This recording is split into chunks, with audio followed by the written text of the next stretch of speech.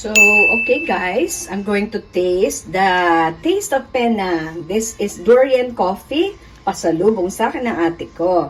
Ayan po. So, try natin yung kape na yan. Masarap siguro. Siyempre, masarap din ang durian. Kaya masarap din dapat ang durian coffee.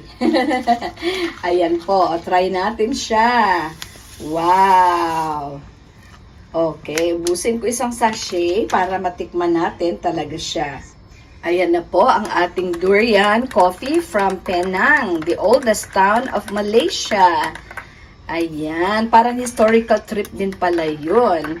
Okay, so tayong mga timbahay, so syempre, naghihintay ng pasalubong at ito yon, napakasarap. Taste natin. Oh, wow, taste of durian talaga. May mapait siya, tama, mapait na masarap na ang bango niya ay durian na durian po. Ayan. So, good to taste this one. It's called the tree coffee. Ayan, thank you so much sa pasalubong.